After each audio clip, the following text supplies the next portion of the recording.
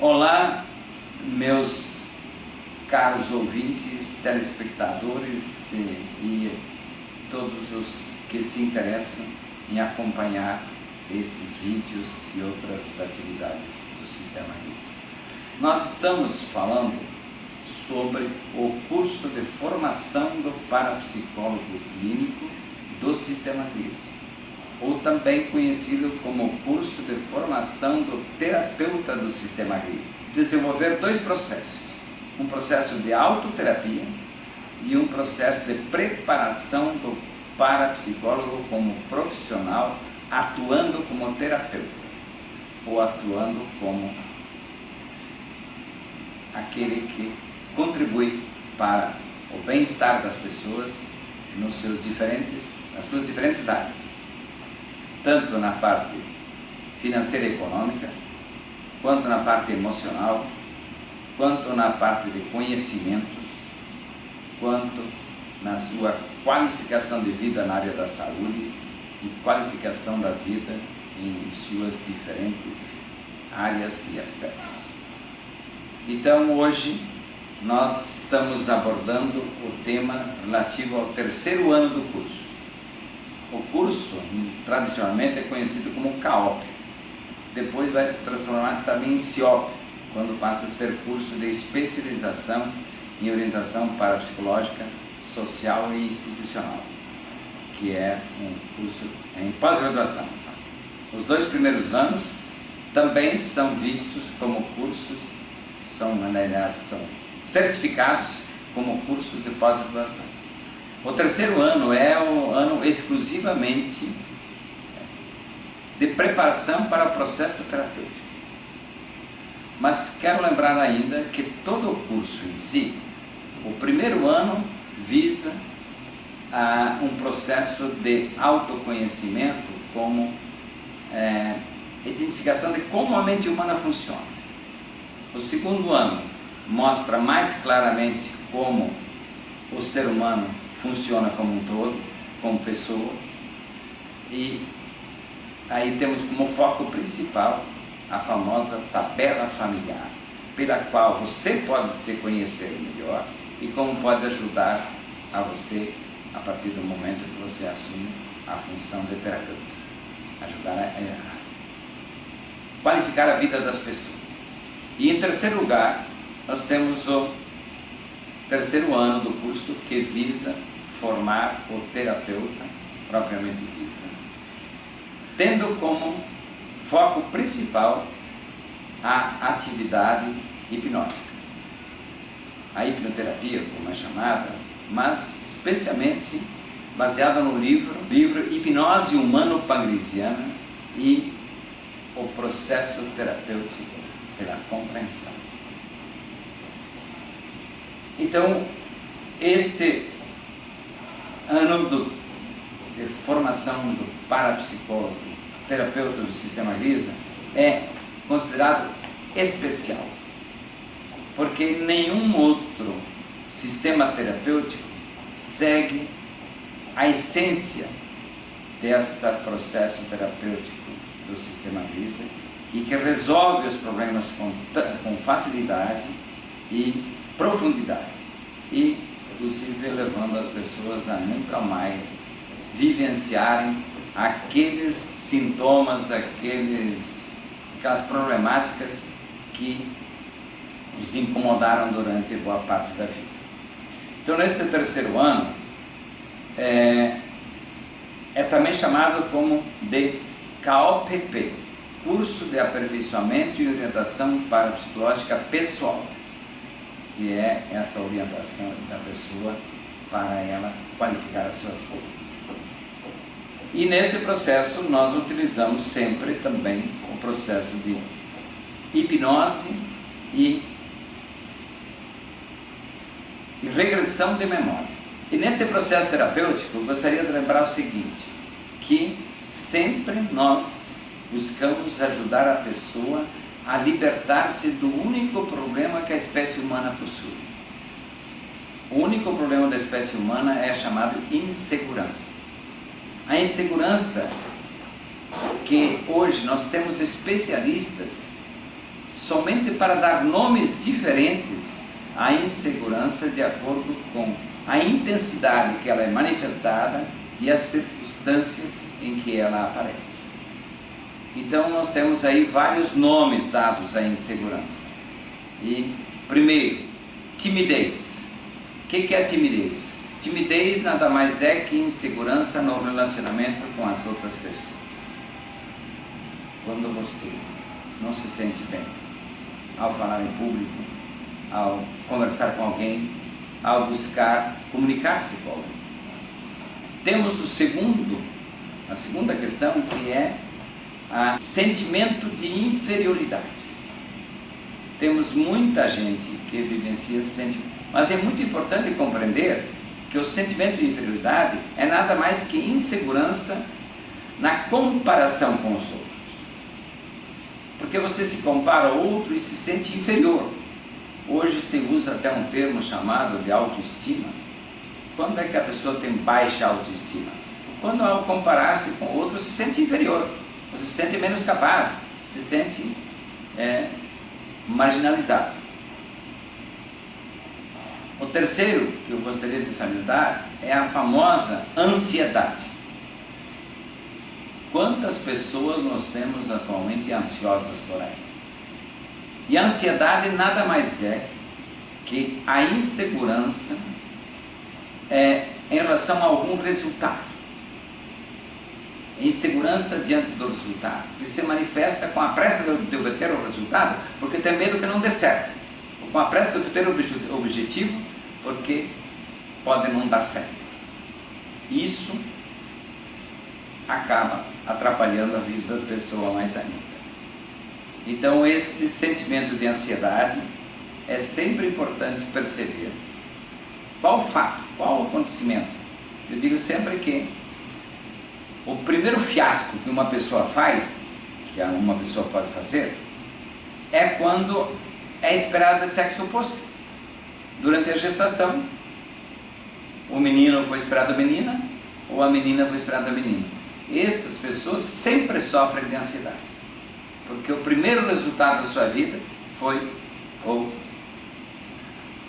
fazer o fiasco a não aparecer na festa da vida como era esperado. Temos a depressão.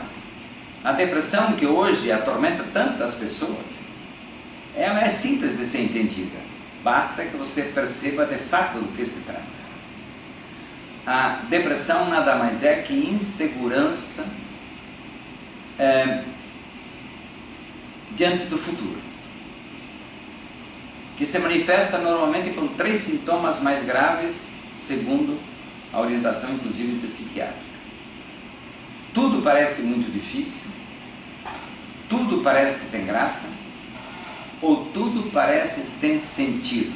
E sentido aqui tem o significado de direção, como se a pessoa, rumo, como se a pessoa não soubesse para onde vai, o que quer, fica insegura diante do futuro e consequentemente diante da vida. Isso é depressão. Então nós temos facilidade de compreender as causas da depressão, porque a depressão tem como causa principal a programação ou sentimento de rejeição, quando a pessoa se sente rejeitada. Não obrigatoriamente a mãe rejeita o bebê durante a gestação, mas o bebê se sente rejeitado porque parece que ao entrar em cena durante a gestação, ele atrapalha a mãe, ele criou dificuldades para a mãe. Então, como se ele fosse culpado, como se ele fosse o responsável pelas inseguranças que a mãe passa a vivenciar frente à vida. Assim, eu digo, hoje temos um rol de pessoas que está entrando no mercado ou na vida da sociedade humana, que são chamados esquizofrênicos. Como eu comecei a atender as pessoas como parapsicólogo, eu não me atrevia a orientar ou buscar fazer terapia com esquizofrênico, porque isso, quem cuidava da esquizofrenia era considerado exclusivamente o psiquiatra. Mas, à medida que fomos estudando o ser humano, avançando no entendimento de como funcionam as inseguranças na vida do ser humano, eu fui perceber que o esquizofrênico ele tem algumas características muito interessantes. Primeiro, o esquizofrênico é um sujeito muito inteligente e, muitas vezes, ele é convincente. Aliás, quase sempre. Quando ele passa a argumentar, ele é convincente, porque ele é inteligente e usa a inteligência para aquilo que deseja. Mas por que ele é classificado então como esquizofrênico? Porque ele sempre se considera inocente. Por mais que ele cometa uma bobagem, ele diz que ele é o melhor de todos, que ele não fez nada daquele errado, quem fez errado é outro.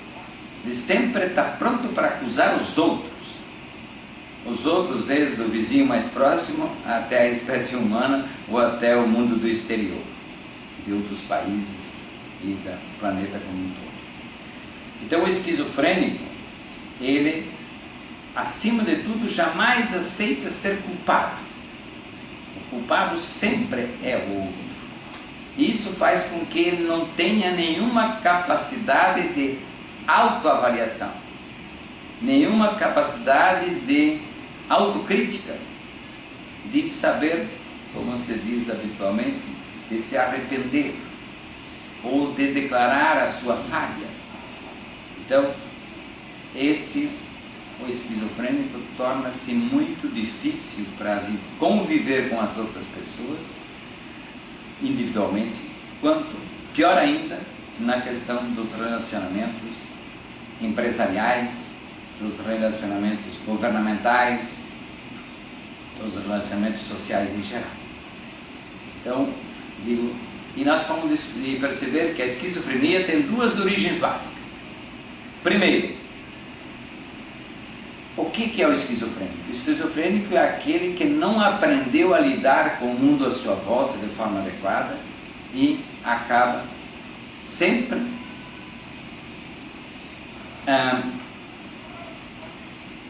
culpando os outros por isso. Aí eu não tive oportunidade,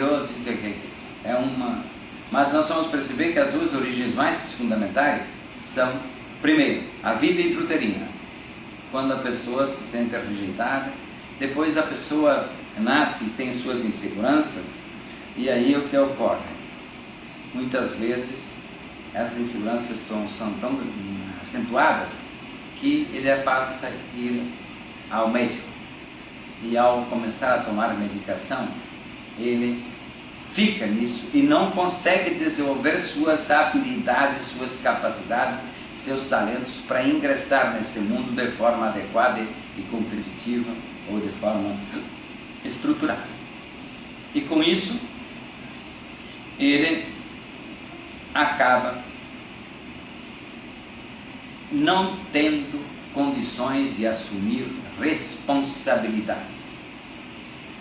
Então eu digo que ele passa a se tornar aquele que entra na mordomia da doença, na mordomia de que tem que tomar medicação, e portanto na mordomia de que não tem como ajudar os outros, porque ele é doente, cai na mordomia da doença, e ele nunca vai ter capacidade, portanto, de realmente conduzir sua própria vida e conquistar os bens necessários à sua própria sobrevivência e de outras pessoas com as quais compartilhe ou seja responsável.